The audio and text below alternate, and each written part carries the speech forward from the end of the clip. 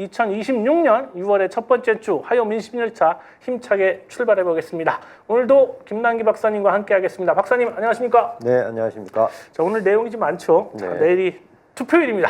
오늘은 대통령 국정 지지도 정당 지지율 분석은 좀 건너뛰고요. 곧바로 16개 광역단체장과 14개 국회의원 보궐선거 결과 예측해 보도록 하겠습니다. 먼저 광역단체장부터 살펴보겠습니다.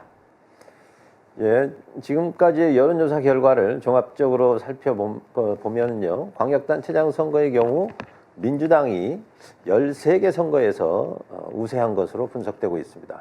지난주 발표된 가장 최근 여론조사만 놓고 보면 서울은 박빙 우세, 전북은 우세, 대구는 박빙 열세, 경북은 열세로 평가합니다. 전북의 경우 박빙 또는 박빙 열세로 보는 경우도 있지만 조사 기관별로 지금 차이가 좀 큽니다. 종합적으로 민주당이 최대 15곳, 최소 13곳에서 승리할 것으로 예상하고 있습니다.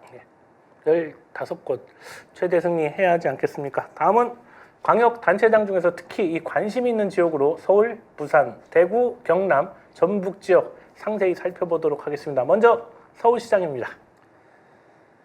네, 서울시장 선거는 민주당 정원호 후보가 앞서고 있지만 지지율 추이를 보면 정원호 후보는 소폭 하락하고 오세훈 후보는 소폭 상승해서 격차가 좁혀지고 있습니다. 다음 표 한번 보실까요? 세대별로 보면요, 정원호 후보는 4060 세대에서 우세하고 오세훈 후보는 2030 세대와 70에서 우세가 나타납니다. 여론조사 결과와 실제 투표 간의 일치 여부에서 가장 중요한 게 투표율인데요. 이 투표율 변수를 보면 정원호 후보가 좀 유리한 것으로 분석됩니다. 왜냐하면 오세훈 후보가 앞서 있는 2030 세대는 4050보다는 상대적으로 투표율이 낮기 때문입니다.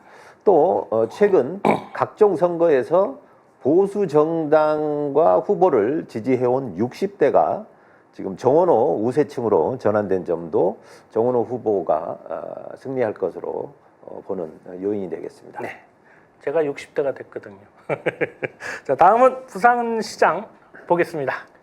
네, 먼저 지지율 보면요, 부산시장 선거 여론조사 결과 민주당 전재수 후보가 비교적 여유 있게 앞서고 있습니다. 추이를 보면 두 후보의 격차는 줄어드는 모습이었지만 다시 격차가 벌어지고 있습니다. 5월 27일 조사된 4곳의 지지율은 다소 차이는 있지만 전재수 후보 우세가 공통적입니다. 다음 표 한번 보시죠. 세대별로 전재수 후보는 30, 50 세대에서 우세하고 박형준 후보는 20대와 70대에서 우세합니다. 60대는 지금 박빙입니다. PK의 60대는 TK 60대와 달리 국민의힘 지지를 고수하지 않고 박빙세를 기록하고 있습니다.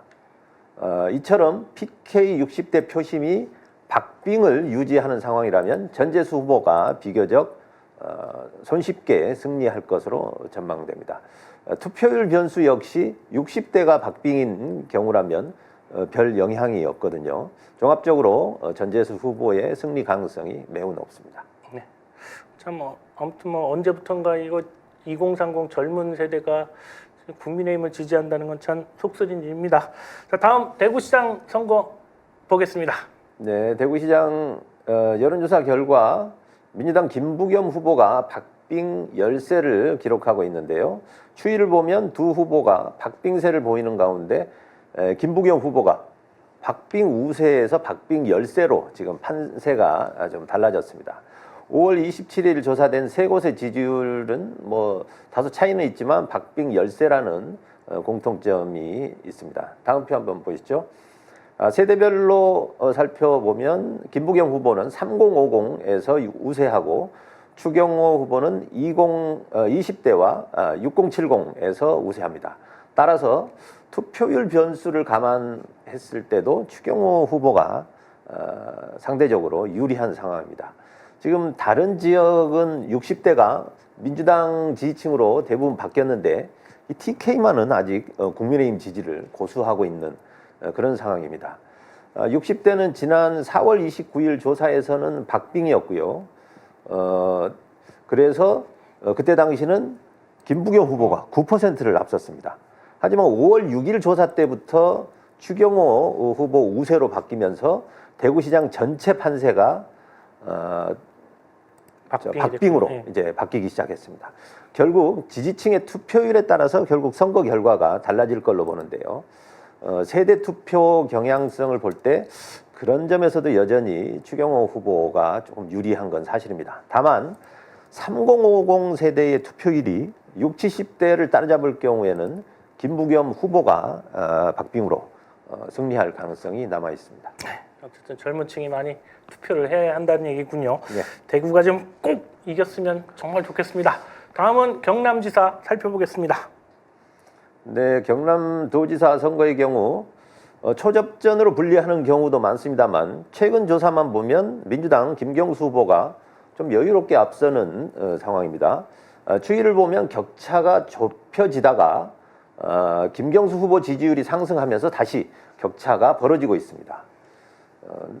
5월 27일 조사 결과를 살펴봐도 두 후보의 격차가 9%포인트까지 벌어졌습니다.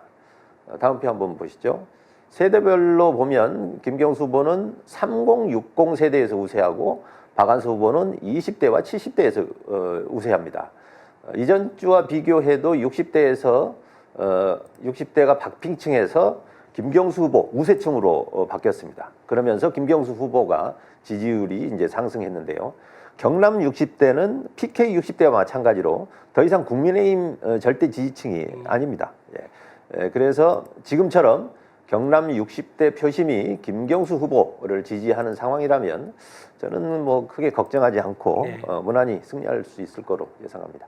네, 종합적으로 아무튼 김경수 후보 승리 가능성이 높다는 얘기군요.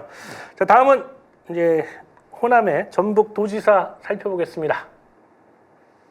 네, 전북지사 선거는 여론조사 M 지지율을 보고 있는데요. 김관영 후보가 3%포인트 정도 앞서 있습니다. 그러나 5월 27일 가장 최근 조사인 한국복지신문이 의뢰한 한국갤럽 조사에서는 이원택 후보가 46대 38로 8%포인트나 앞섰습니다. 지역 언론 조사의 경우 신뢰도는 좀 떨어지는 편이긴 합니다만 여러 조사들을 보고 지금 들쑥날쑥합니다. 그래서 전북 같은 경우는 이 여론조사만 보고는 판단하기가 어렵고 사실 바닥 민심들을 직접 그렇죠. 취재해야 가능한 것 같은데요. 제가 보기에는 제가 여러 이제 그쪽 출신들하고 좀 얘기를 해봤을 때는 전북지사는 저는 이원택 후보가 최종적인 승자가 되지 않을까 생각합니다. 사실 김관영 후보가 현직 도지사로 인물 경쟁력에서 앞서고 있죠. 그래서 자신의 강점을 잘 활용하면 될 텐데 반정청래 전선을 세우면서 이 선거를 지금 정치 프레임으로 씌워버렸습니다.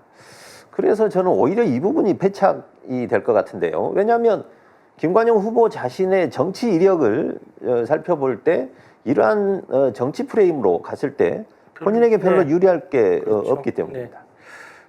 뭐 철새 프레임도 있고 아무튼 별로 유리할 것 같지는 않은데 왜 그런 펜착을 두는지는 모르겠습니다. 하여튼 이것도 관심거리이긴 합니다. 다음은 국회의원 보궐선거 지역 살펴보겠습니다. 예, 전국적으로 14개 국회의원 보궐선거가 이루어지고 있습니다. 전체적인 판세를 보면 대구 달성은 국민의힘 우세, 부산 북갑, 경기도 평택을, 울산 남갑, 충남 공주부여 청양은 박빙, 나머지는 민주당 우세 지역으로 분류되고 있습니다. 종합적으로 민주당이 최대 13곳, 최소 9곳에서 승리할 걸로 예상됩니다. 더 많은 곳에서 다 이겼으면 좋겠다는 생각이 있고 특히 아까도 말씀드렸지만 참 부산, 울산 그리고 한동훈 이런 새 인물 국회에 입성하는 꼴 정말 보고 싶지 않습니다. 자, 보궐선거 관심 지역 좀 더 세밀하게 살펴보겠습니다. 먼저 부산 북갑입니다. 예, 민주당 하정우 후보가 지금 지지율을 보면 박빙 열세입니다. 추이를 보면 지금 한동훈 후보가 5월 22일 역전한 이후에 지금 상승세를 보이고 있습니다. 5월 27일 조사된 5곳을 종합적으로 봐도 하정우 후보가 지금 박빙 열세로 나타나고 있습니다. 자, 그런데 지금 이 부산 북갑 여론조사가 너무 과잉인 관계로 신뢰도가 상당히 지금 떨어져 있는 상황입니다. 다음 표 한번 보겠습니다. 세대별로 보면 하정우 후보가 40대에서만 좀 앞서고요. 한동훈 후보가 20대와 70대에서 우세합니다. 이게 부산시장 선거 판세와 부산 북갑 보궐선거 판세에서는 지금 50대가 지금 차이가 좀 있습니다.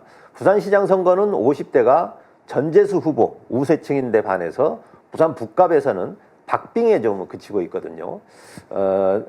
그리고 50대가 하정우 우세층에서 박빙층으로 이제 변하면서 한동훈 후보가 1위를 지금 기록한 그런 원인이 됐습니다.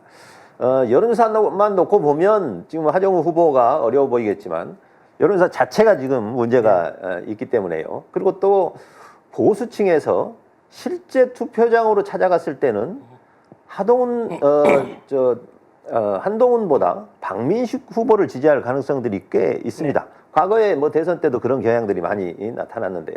그렇게 되면 한동훈의 득표율은 하락하고 하정우 후보가 상승할 가능성이 충분히 있습니다. 네. 제가 어제도 그 부산 북갑 관련해서 소식 하나 전해드렸었는데 13군데 여론조사 살펴봤더니 보수 이게 2배가 더 많았다고 하더라고요. 진보층보다. 그런 점 참고하셔 보셔도 하정우 후보가 저는 당선될 거라고 확신합니다. 자, 다음 경기 평택을입니다. 예, 앞서 부산 같은 경우 저희가 NGI로 하면서 거의 1대1 비교를 했었는데 물론 부산 같은 경우는 보수가 많긴 합니다만 많아야 1.5배이지 그렇죠. 제가 알기로는 뭐 2.3배까지 올라가는 경우도 있어서 이번 선거 결과를 놓고 이 여론조사 무용론까지도 나올 수 있는 맞습니다. 가능성이 있습니다. 다음 이제 평택을 한번 보겠습니다. 김용남 후보와 조국 후보 간의 접전 양상입니다. 여론조사 추이를 보면 김용남 후보의 대부업체 운영 의혹 이후에 조국 후보에게 역전을 지금 허용하는 걸로 나타났습니다. 다음 표 한번 보겠습니다. 두 후보는 4050 세대에서는 박빙을 보이고 있고 60대에서는 조국 후보가 우세합니다. 그래서 이제 투표율을 본다면 조국 후보가 조금 더 유리한 상황입니다. 보수 후보 단일화는 지금 황교안 후보가 지금 완주할 걸로 보이죠. 유이동 욕하는 예, 그렇습니다. 자, 그런데 저는 이제 주의 깊게 봐야 될 게 유이동 후보가 지속적으로 3위를 기록하긴 했습니다만 대부분이 오차범위 이내였고 지금 황교안 후보 지지층이 단일화 여부와 상관없이 전략적 선택을 할 경우 저는 유이동 매우 위험한 상황이라고 봅니다. 유리하죠. 왜냐하면 지금 범여권에 출마한 두 후보에 대한 민주 진영에서의 실망감이 적지 않습니다. 그리고 중도층 역시 이 두 후보 간의 어떤 난타전 이런 점을 보면서 저는 그야말로 장파전이 팽팽하다. 아주 초박빙이긴 하지만 이 유이동의 어부질이 이거 이렇게 무시하지 못하는 상황이라고 저는 보고 있습니다. 참 조금 걱정입니다. 자, 다음 충남 공주 부여 청양 보겠습니다. 예, 지금 민주당 후보가 박빙 우세로 뭐 전망을 했습니다만 지금 5월 26일 조사를 보면 김영빈 후보 33, 윤영건 32, 격차는 1%포인트 정도거든요. 세대별로도 한번 다음 표 보시죠. 세대별로 한번 보시면 김영빈 후보는 3050 세대에서 우세하고 국민의힘 윤영근 후보는 20대와 6070에서 우세합니다. 결국은 두 후보 간의 지지층이 투표율에 따라서 좌우가 될 건데요. 여기가 원래 이게 쉽지 않은 지역 아니겠습니까? 그렇죠. 우리 상당히 당력을 집중해야 될 그런 곳으로 보입니다. 네. 자, 이제 다음 대구 달성군 한번 살펴보겠습니다. 달성군 여론조사가 지금 2개밖에 없는데요. 그중에 지금 대구 MBC 조사 결과 보면 이진숙이 48대 41로 앞서고는 있습니다만 오차범위 이내입니다. 중요한 것은 적극 투표층에서 뭐 3%도 안 되는 초박빙이거든요. 사실 이제 기적 같은 일이긴 합니다만 이 박형용 후보가 이 지역에서 여러 번 출마를 했었거든요. 이 낙하산 후보라고 볼 수 있는 이진숙에 대해서 저는 뭐 신승도 이렇게 불가능하지만은 않다 이렇게 보고 있습니다. 김부겸 후보하고 같이 러닝메이트로 꼭 승리했으면 좋겠다는 생각입니다. 자, 마지막으로 울산 남갑 보겠습니다. 네, 울산 남갑 역시 여론조사가 이제 많지는 않은데요. MBC 여론M 결과는 김태규 국민의힘 후보가 오차범위 내에서 한 2% 조금 넘는 소폭 앞서고 있습니다. 지금 이제 그러나 긍정적인 것은 울산시장 선거가 진보 진영의 단일화를 이룬 만큼 대구 달성과 마찬가지로 어떤 그런 그 배경 효과가 있지 않을까 생각합니다. 특히 대구 달성도 그렇듯이 울산 남갑 역시 그 국민의힘 후보에 대한 비호감도가 매우 높은 상황이라서요. 전태진 민주당 후보의 승리 가능성을 저는 점쳐봅니다. 아, 정말요? 네. 꼭 김태규 같은 놈 국회에 안 들어왔으면 좋겠습니다. 자, 마지막으로 자, 여러 선거 판세 살펴보느라고 고생 많이 하셨는데 마지막으로 이번 선거와 관련해서 우리 박사님 하고 싶은 말씀 있으면 한번 듣도록 하겠습니다. 예, 역대 이제 전국 단위 선거는 결과를 놓고 보면 항상 국민들이 보내는 메시지가 있었습니다. 네. 그리고 새롭게 등장하는 깜짝 인물도 항상 나타났었는데요. 이번 선거에서 저는 국민들이 어떤 메시지를 내놓을지 그리고 화려하게 등장할 새 인물이 누가 될지 저는 몹시 이제 궁금합니다. 이번 선거 특징은 지금 청와대와 내각에 있는 일부 인사를 제외하면 거의 모든 대권 후보군들이 선거에 출마하거나 또는 직접적인 선거에 관련을 지금 두고 있죠. 다가오는 8월 민주당 전당대회가 차기 대권 후보 대권 구도의 분수령이 될 걸로 전망하는데 이 다가오는 이 전당대회 역시 이번 선거가 매우 영향을 크게 줄 걸로 봅니다. 저는 이제 한 가지 아쉬운 점은요. 다수당인 지금 민주당이 전향적으로 이번에 지방선거에 관한 법을 좀 고쳐서 이 다원 사회를 수용할 수 있는 그런 체제를 마련했어야 되는데 너무 인색하게 한 것 아닌가 이런 생각이 맞습니다. 듭니다. 왜냐하면 지금 곳곳에서 벌어지고 있는 어떤 초박빙 상황 이런 초박빙 상황도 사실은 그 영향 때문이라고 저는 보고 있거든요. 이재명 정부의 성공이라는 관점에서 볼 때 저는 이 부분이 정말 아쉽습니다. 네. 결국 모든 일이 이게 제도권에서만 이게 결정될 것이 아니고 결국 이제 국민들의 손에 달려 있는 것 같습니다. 저는 국민들을 믿고 현명한 선택 기대해 보겠습니다. 네. 선거 끝나면 빨리빨리 좀 그 선거 이 중대선거구제 이런 거부터 좀 고쳐 나가고 저는 그 지금 나번 찍어야 나를 찍어야 나번 당선된다 이런 선거운동 열심히 하고 계셔서 저도 거기에 동참을 하고 있는데 정당에서 기초의원도 한 후보만 냈으면 좋겠다라는 생각이 좀 듭니다. 중대선거 그래야 다른 소수 정당들도 기초의회에 좀 진입하는 그런 효과도 보지 않겠습니까? 자, 아무튼 내일은 본투표 선거일이고 선거 결과가 나오는 날입니다. 내일은 선거운동은 할 수 없지만 투표 독려는 할 수 있습니다. 주변에 투표 안 하신 분들 꼼꼼히 좀 살펴보시고 투표 독려하시면서 일일이 얘기하지 않겠다. 일찍 투표하고 와서 푹 쉬어라 라고 하시면 됩니다. 신통하는 내일 열심히 투표 독려하고 다니겠습니다. 자, 목요일 아침 내일 모레 6시 30분에 기쁜 소식 가지고 다시 찾아뵙겠습니다. 함께해 주신 시청자 여러분 대단히 고맙습니다.